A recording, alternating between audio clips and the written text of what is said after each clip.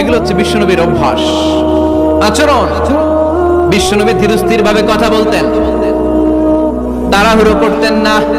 সাহাবারা বলতেন বিশ্বনবী যখন কথা বলতেন প্রতিটা শব্দ আলাদা করা যেত, প্রতিটা অক্ষর আলাদা করা যেত। আল্লাহু আকবার। আবার জরুরি কোনো কথা যখন বিশ্বনবী বলতেন ওইটাকে 3 বার বিশ্বনবী রিপিট করতেন। কয়বার? কারণ জরুরি। কারণ কি? যেন না ভুলে যায়, ভুল যেন না হয়। 3 বার বলতেন। বিশ্বনবী একবার তাকওয়া নিয়ে ওয়াজ করতেছিলেন আর বলছিলেন তাকওয়া হা হুনা হা হুনা হা হুনা, তাকওয়া এইখানে এইখানে এইখানে। কয়বার বললেন? কারণ তাকওয়ার ওয়াজ কি কম গুরুত্বপূর্ণ নাকি বেশি গুরুত্বপূর্ণ? তাকওয়া মানে কার ভয়? যাদের হৃদয়ে আছে আল্লাহর ভয় তারা কবু পথ ভুলে যায় না। আল্লাহর প্রেম ছাড়া এই দুনিয়া কারো কাছে কোনো কিছু চায় না, ঠিক কি না? যাদের হৃদয়ে আছে আল্লাহর ভয় তারা কবু পথ ভুলে যায় না। আল্লাহর প্রেম ছাড়া এই দুনিয়া কারো কাছে কোনো কিছু চায় না। রাতের আধারে যারা সেজদাতে রয় দু চোখের শ্রুতে নদী যেন বয়। রাতের আধারে যারা সেজদাতে রয় দু চোখের শ্রুতে নদী যেন বয়। ছলনার হাতছানি যতই ডাকুক, ছলনার হাতছানি যতই ডাকুক পেছনে ফিরেও সে তাকায় না। যাদের হৃদয়ে আছে আল্লাহর ভয় তারা কবু পথ ভুলে যায় না। আল্লাহর প্রেম ছাড়া এই দুনিয়া কারো কাছে কোনো কিছু চায় না। চিৎকার করে বলেন ঠিক কি না? তাকওয়ার ওয়াজ করলেন, তাকওয়া মানে আল্লাহর ভয়। বিষ্ণুই বললেন তাকওয়া হা হুনা, তাকওয়া হা হুনা, তাকওয়া হা হুনা। তাকওয়া এই জায়গায়, তাকওয়া এই জায়গায়, তাকওয়া এই জায়গায়। যেহেতু এটা গুরুত্বপূর্ণ বিষ্ণুনবী 3 বার ইঙ্গিত করে বলেছেন। সুবহানাল্লাহ। বিষ্ণুই বলেন না তাকওয়া হা হুনা, তাকওয়া এইটা। বলেন না তাকওয়া হা হুনা, তাকওয়া এইটা। বলেন না তাকওয়া হা হুনা, তাকওয়া এইটা। জুব্বায় তাকওয়া, দাড়িতে তাকওয়া, টুপিতে তাকওয়া বলে নাই। তাকওয়ার আসল জায়গা হলো হৃদয়। এজন্য যাদের হৃদয়ে আল্লাহর ভয় আছে তারা কোনোদিন পথ হারাতে পারে। তাদেরকে সিরাতুল মুস্তাকিমের উপর দায়েম রাখে কে? কি সুন্দর অভ্যাস ছিল বিশ্বনবীর, মানার দরকার আছে না নাই? বিশ্বনবীর আরেকটা অভ্যাস ছিল, বাসি খাবার খেতেন না। জানেন? বাসি খেতেন না, অল্প খেতেন, কিন্তু যেটা খেতেন ভালোটা খেতেন। অল্প খেতেন কিন্তু যেটা খেতেন ভালো খেতেন। মধু খেতে পছন্দ করতেন, কিন্তু মধুর মধ্যে দুর্গন্ধওয়ালা একটা মধু আছে না, মাগাফির। বুখারীতে লম্বা ঘটনা, ওইদিকে যাব না। এই মাগাফিরের মধু উনি খেতে চাইতেন না। ভালো সুগন্ধিওয়ালা মধু তিনি বিশ্বনবী খেতে পছন্দ করতেন। বিশ্বনবীর খাবারের তালিকায় সবচেয়ে পছন্দনীয় তালিকায় ছিল এই মধু। মধু খেতেন, দুধ খেতেন, খেজুর খেতেন, জব খেতেন, বার্লি খেতেন, ছাগলের বাজুর মাংস খেতে পছন্দ করতেন, সিনার মাংস। সুবহানাল্লাহ কইবেন না? What a choice! কি চয়েস ছিল বিশ্বনবী! বাজুর মাংস খেতেন। বিশ্বনবী লাউ খেতে পছন্দ করতেন, লাউ। রুম্মান ফল খেতে পছন্দ করতেন, রুম্মান মানে ডালিম। রুম্মান মানে কি? ডালিম খেতে পছন্দ করতেন। মাশরুম খেতে পছন্দ করতেন। সুবহানাল্লাহ পড়েন। মাশরুমের স্যুপ পাওয়া যায় না রেস্টুরেন্টে? বিষ্ণু বলতেন আল কামআতু মিনাল মান্নি ওয়া মাউহা শিফাউন লিল আইন। এই কামআহ মানে মাশরুম, ব্যাঙের ছাতা, এটা হলো মান্না সালোয়ার মতো দামি খাবার। আর এই মাশরুমের স্যুপ চোখের জন্য মহৌষধ। যাদের রাত কানা দিন কানা আছে মাশরুমের স্যুপ খান, চোখ ভালো করে দিবে কে? এজন্য বিষ্ণুনবী যেগুলো খেত এগুলো খাওয়ার দরকার আছে না নাই? বিষ্ণুনবীর যে সুন্দর চরিত্র ছিল, আচরণ ছিল, এগুলো পালনের দরকার আছে না নাই? তাহলে বিশ্বনবীর 3টা কথা বলবো বলেছিলাম। প্রথম কথা ছিল দেখতে কেমন ছিল। অনেক কথা এত বলা যাবে না, সংক্ষেপে বললাম যে বিশ্বনবীর আচরণ কেমন ছিল। এখন শুনবো, শেষ কথা বলে যাই, বিশ্বনবীর ইন্টেলেকচুয়াল পাওয়ার কেমন ছিল, ওনার বুদ্ধিমত্তা কেমন ছিল। our beloved prophet Muhammad, the last messenger, was a very good mediator. বিশ্বনবী ভালো মিডিয়েটর ছিলেন, বিশ্বনবী ভালো মধ্যস্থতাকারী ছিলেন। ঝগড়া লাগলে মিলাই দিতে পারতেন চমৎকার। সুবহানাল্লাহ বাড়িতে দেয়া জিমায় পড়ছেন, কষ্ট হচ্ছে, আর কয়েক মিনিট পড়বো, একটা তাকবীর দেন, লিল্লাহি তাকবীর। He was a very good mediator, মধ্যস্থতাকারী ব্যক্তিত্ব ছিলেন। স্বামী স্ত্রীর মধ্যে ঝগড়া লাগলে মিলাইয়া দিতেন, বন্ধু বন্ধু ঝগড়া মিলাইয়া দিতেন, সমাজে সমাজে মারামারি মিলাইয়া দিতেন। মক্কা থেকে মদিনায় যখন গেলেন, মদিনায় 120 বছরের একটা যুদ্ধ চলছিল, কেউ যুদ্ধটা থামাতে পারে না। বিশ্বনবী 7 দিনের ব্যবধানে যুদ্ধ থামিয়ে দিলে। Intellectual capacity, very good mediator. এজন্য বিশ্বনবীর উম্মত যারা, তাদের অভ্যাস হবে ঝগড়া লাগায় দেওয়া যাবে না, মিলায় দিতে হবে, ঠিক কিনা? আমরা যদি ঝগড়া দেখি দূর থেকে আরো লাগায় দিতে চাই, আছে না নাই?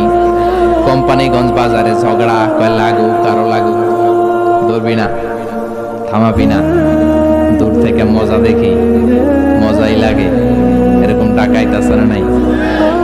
আগুন লাগলে পানি দিয়ে নেবায়, অনেকে তেল ঢালে, আছে না নাই?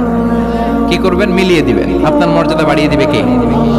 বিশ্বনবী ভেরি গুড মিডিয়েটর ছিলেন। বিশ্বনবী লজিক্যাল এবং রেশনাল ছিলেন, বুদ্ধিমত্তাকে কাজে লাগাতেন। এক সাহাবী এসে বলে, নবী ইযান লি বিজিনা, আমারে জিনার অনুমতি দেন। কিসের অনুমতি? কার কাছে অনুমতি চাইলো? অন্যান্য সাহাবারা এই যুবক ছেলেটাকে ধমকাতে লাগলো, বসো, এই মিয়া বসো, বিশ্বনবীর কাছে কি কথা বলে এগুলা? ওই যুবক বসে রইল, বিশ্বনবী কাজ সারলেন, এরপর বললেন, আইনা শাবাব, ওই যুবকটা কোথায়, এদিকে আসো, কি চাইছো বলো। কয়, বিশ্বনবী আপনি আমারে জিনা করার অনুমতি দেন। বিশ্বনবী যুবকটারে কাছে ডেকে আনলেন, বললেন, ও যুবক, তোমার ঘরে বোন আছে কিনা? কয়, আছে। তোমার বোনের সাথে কোনো পুরুষ জিনা করুক, তোমার কেমন লাগবে? সে বলে, আমি এই পুরুষটারে হত্যা করব। হত্যা করবা? ওকে, ডান। তোমার ঘরে মা আছে কিনা? আছে। তোমার মায়ের সাথে পর পুরুষ জিনা করবে, কেমন লাগবে? কয়, আমি সাইজ করবো ওরে।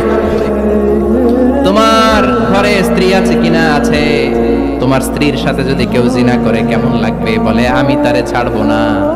বিশ্বনবী বললেন, তাহলে যেই মহিলার সাথে তুমি জিনা করবা, সেও তো কারো বোন, সেও তো কারো স্ত্রী, সেও তো কারো মা, ঠিক কিনা?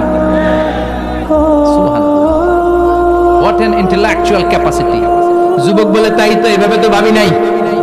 আমি যার সাথে পাপ করব সেও তো কারো বোন হবে, সেও তো কারো মা হবে, সেও তো কারো স্ত্রী হবে। ও নবী, আপনি আমারে মাফ করে দেন, আমার জন্য দোয়া করে দেন, যেন তাকওয়ার উপর জীবন প্রতিষ্ঠা করতে পারি। লজিক্যালি জিনিসকে সলভ করার চেষ্টা করতেন। মুআয ইবনে জাবালকে বিশ্বনবী সাল্লাল্লাহু আলাইহি ওয়াসাল্লাম ইমাম বানিয়ে পাঠালেন। উনি ইমামতি করতে গেলেন এক মসজিদে। মাগরিবের সালাতে উনি লম্বা কেরাত ধরলেন। এশার নামাজ শুরু করলেন সূরা বাকারা দিয়ে, কোরআনের সবচেয়ে ছোট সূরা। হ্যাঁ, বড়, কত বড়, বিশাল। এখন ওই এলাকার মুসল্লিরা ছিল কৃষক মুসল্লি।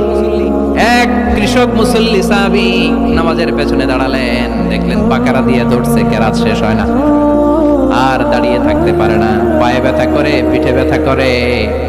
কিছুক্ষণ পর রেগে মেগে নামাজ ছেড়ে দিয়ে বারান্দায় নামাজ পড়ে বিশ্বনবীর কাছে বিচার দিতে গেলেন। যে বললেন, নবী এমন ইমাম পাঠাইছেন এশা পরে বাকারা দিয়া। বিশ্বনবীকে সর্বনাশ, মুআয তো বেজাল লাগাই ফেলতেছে। ডেকে পাঠালেন, সহিহ বুখারীর বর্ণনা। বিশ্বনবী বললেন, মুআয, what are you doing there? কি করছো তুমি সেখানে? আফাজানুন আনতা ইয়া মুআয, ও মুআয, তুমি কি ফিতনা বাজাও নাকি? তুমি কি ফিতনা ছড়াচ্ছ নাকি? খেটে খাওয়া মানুষ, কৃষক মানুষ, মাঝারি সাইজের কত সুন্দর সূরা আছে, ওয়াদ-দুহা ওয়াল-লাইলি ইযা সাজা, আল কারিআতু মাল কারিআ, সানানাই, আলহাকুমুত তাকাসুর, সানানাই।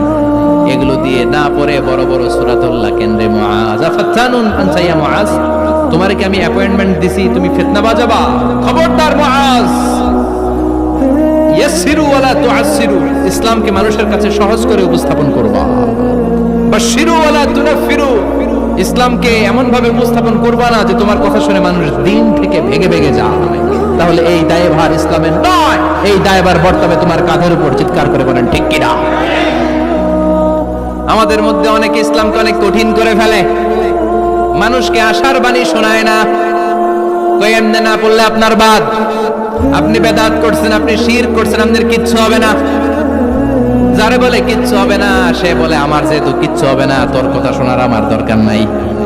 যে আমারে আশার বাণী শোনায় আমি তার কাছে যাই, ঠিক কিনা?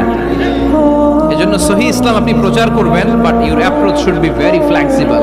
70 বছর যেটা চালু আছে আপনি একদিনই উঠিয়ে দিতে পারবেন? It's not a logical approach. বিশ্বনবীর অ্যাপ্রোচ, বিশ্বনবীর রেশনাল ক্যাপাসিটি এমনটা ছিল না। সহজভাবে বুঝাবেন। আদ-দীন ইউসরুন লা উসরা ফি, দিনটা হলো সহজ, দিনের মধ্যে কাঠিন্যতা নাই। সুবহানাল্লাহ, কি ক্যাপাসিটি! আমি যেমনি আপনাদেরকে নিয়ে বসে ওয়াজ করতেছি, বিশ্বনবী ওয়াজ করতেন, তবে সংক্ষিপ্ত ওয়াজ। আমরা আধা ঘন্টা করে যদি রাখতে চাই, হুজুর আরো আধা ঘন্টা করেন। তো আরো আধ ঘন্টা করে যদি শেষ করতে চাই, হুজুর আর 10 মিনিট করেন। হুজুর ওয়াজ অনেক টেস্ট লাগে, হুজুর নামাজ টেস্ট লাগে না। আচ্ছা না নাই? ওয়াজ ভাল লাগে, নামাজ ভাল লাগে না, কিন্তু বিশ্বনবীর ওয়াজ ছিল সংক্ষিপ্ত। আর বিশ্বনবী বলতেন, one of the minor sign before the day of judgement, your lecture will be longer, your সালাত উইল বি শর্টার। কিয়ামতের আগে তোমাদের লেকচার, ইসলামী লেকচার লম্বা হবে, নামাজ হয়ে যাবে সংক্ষিপ্ত। এই আলামত সমাজে আছে না নাই? বিশ্বনবী সংক্ষিপ্ত কথা বলতেন, আর ওনার বুদ্ধিবৃত্তিক ক্যাপাসিটি কাজে লাগিয়ে তিনি বুঝাতেন। হাত দিয়ে ইঙ্গিত করতেন, আঙ্গুলের বিভিন্ন ব্যবহার সমাজে আছে না নাই? এরকম করলে এটারে লাইক বলে না, এরকম করলে বলে ডিসলাইক। আবার ক্রিকেটে এরকম করলে কয় ছক্কা, আবার একটা উড়াইলে কয় তুই যা। একটা মানে কি? আবার বিজয় দেখায় কেমনে? কথা কন, ভিক্টরি আছে না নাই? বিশ্বনবীও এটাকে মডার্ন টিচিং মেথোডোলজি বলে। আধুনিক শিক্ষা পদ্ধতিতে এখন দেখবেন যে আগে ব্ল্যাক বোর্ডে লিখতো, এখন হোয়াইট বোর্ডে লিখে মার্কার দিয়ে। আগে বই থেকে বুঝাতো, এখন ভিজুয়ালাইজ করে, ভিডিও দেখিয়ে শেখানো হয়, ঠিক কিনা? বিশ্বনবী এটা করতেন। বিশ্বনবী একবার কিয়ামতের ওয়াজ করছেন, দুইটা আঙ্গুলকে এরকম করে বললেন, আনা বুইসতু আনা ওয়াসসাআতু কাহাতাইন, এই দুইটা আঙ্গুল যেমনি কাছাকাছি, আমি এবং কিয়ামত এরকম কাছাকাছি নাজিল হয়েছি। আমি এবং কিয়ামত এরকম কাছাকাছি। বুইসতু আনা ওয়াসসাআতু কাহাতাইন। আবার বলতেন, আনা ওয়া কাফিলুল ইয়াতীমি কাহাতাইন, আমি এবং ইয়াতীমের রক্ষণাবেক্ষণকারী এই দুইজন জান্নাতে এরকম কাছাকাছি থাকবো। কোন সুবহানাল্লাহ। এরকম আঙ্গুল দিয়ে বিশ্বনবী বুঝাতে চাইতেন। আবার মাটির মধ্যে খেজুর গাছের ডালা দিয়ে লম্বা একটা দাগ টানলেন, ডানে বায়ে অনেকগুলো দাগ টানলেন। সাহাবারা বললেন, এটা কি? বিশ্বনবী বললেন, এই যে দাগটা দেখলা, এই দাগটার নাম হলো সিরাতুল মুস্তাকিম। চিল্লায় বলেন, এই দাগটার নাম কি? সিরাতুল মুস্তাকিম। আর ডানে বায়ে ছোট ছোট যে দাগগুলো দিলাম, এগুলো হলো সুবুলুশ শয়তান, শয়তানের রাস্তা। সিরাতুল মুস্তাকিমে উঠলে শয়তানের রাস্তা থেকে অনেক হাতছানি আছে না নাই? ডানে বায়ে তাকানো যাবে না। সিরাতুল মুস্তাকিমে যে তুমি উঠেছো, চলতে থাকে, বা চলা শুরু হলো দুনিয়াতে, শেষ হয়ে যাবে জান্নাতে।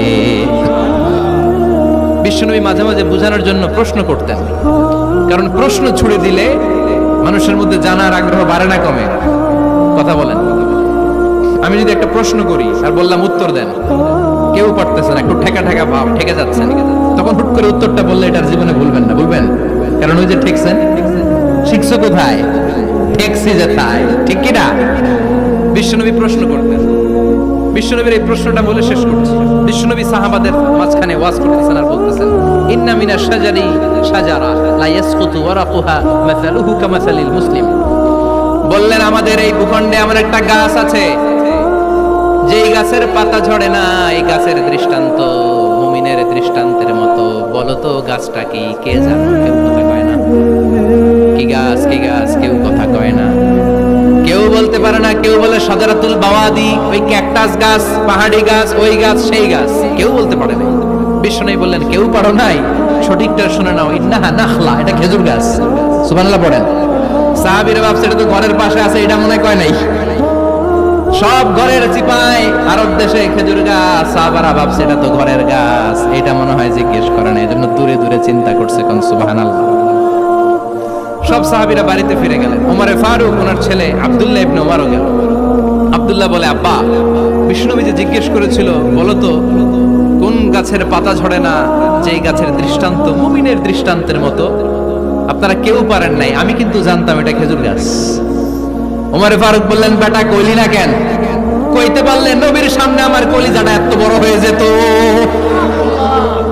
আমার কলিজার টুকরা ছেলে পেড়েছে, কেউ পারে নাই। আব্দুল্লাহ বলে, বাপ চাচা আপনারা কেউ পারেন না, আমি কই কেমনে? শরম লাগছে, শরম। সুবহানাল্লাহ কইবেন না? QA session, questioning answering session করে বিশ্বনবী সাহাবাদেরকে শিখাতে চাইতেন। এজন্য এ নবী এমন নবী যে নবীর পুরো জীবনের প্রতিটি ইঞ্চি ইঞ্চি জায়গাতে আমাদের জন্য শিক্ষা আছে না নাই?